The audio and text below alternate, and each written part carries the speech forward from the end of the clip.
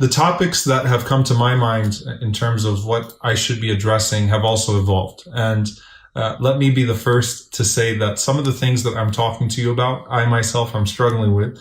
And that is the norm and not the exception. So don't feel guilty and don't feel like this is just something that speaks to you or that this is a reality that only a few are facing.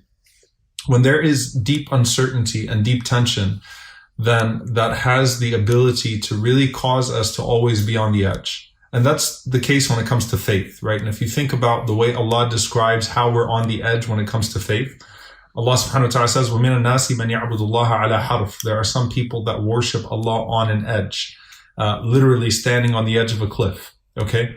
And what that speaks to is that when hardship comes to them in regards to their relationship with Allah, so if something bad happens to them, then they're on the edge in regards to their faith, i.e. their relationship with Allah.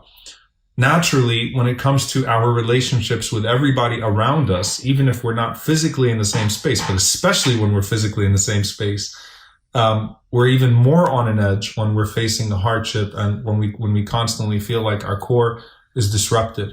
And so I want to talk about sabr in a different way. And inshallah ta'ala, I do hope that this khutbah will be beneficial. Again, pre-dhuhr, disclaimer, which I'll constantly make, inshallah ta'ala. It's just a reflection. But I really want to break down sabr and connect it to what we're going through right now. And inshallah, in a very practical way that can speak to all of our realities, no matter where on the spectrum we are right now, in terms of how easily we get irritated, or if we're having a hard time, balancing your minor irritations with your major frustrations, right? So you have these major uncertainties about what's going to happen regarding your health, regarding finances, whatever it is, regarding the future. And then you also have just the things that are happening on a daily basis and things that can really annoy you suddenly that did not necessarily annoy you in the past. And this is not just in the capacity of marriage, by the way. Again, when you're on the edge, you're on the edge, and things can really get to you quite suddenly. So let's go through a few of these things. Number one, a rule that Imam al-Ghazali, may Allah have mercy on him, he said that patience with people is more difficult than patience with hardship. And what he meant by that is, when something happens to you, but it's an unassigned disaster, meaning you can't blame that disaster on another person. It's different than when someone is causing you harm, okay? When you can assign your hardship to a person, okay? So there's a difference between death by natural causes and death by murder, right? And that's natural, right? It is a natural sentiment that when it's death by murder, the feeling of injustice and the recourse that is due afterwards, the penalty and the recourse and all that is there for a reason, right? Now, Allah has written death on a person at that time regardless, but when it's a person that I can point to that caused me that harm, that murdered my loved one, then it's different than when someone passed away in a car accident or due to a sudden heart attack or whatever it may be, even though that's painful. The loss of a loved one is painful regardless.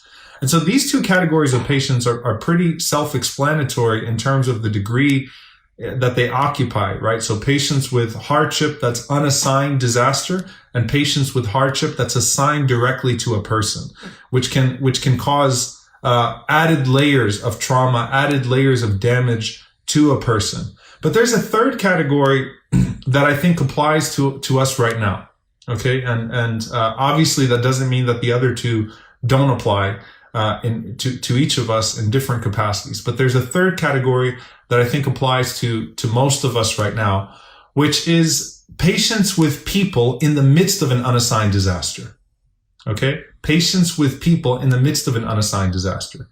So the first category of patience is someone harmed you and your patience directly involves another person. Okay?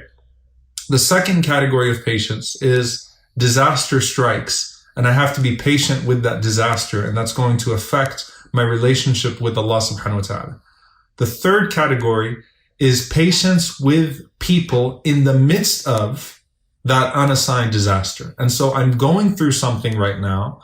I am, hurt by whatever's happening around me in a way that I really can't understand, because this is an unprecedented trial. And so I'm trying to wrap my head around how this is affecting me in different ways. And there are people around me, okay? Or there are people that are going to bear the brunt of my frustration or my grief in the midst of all of that.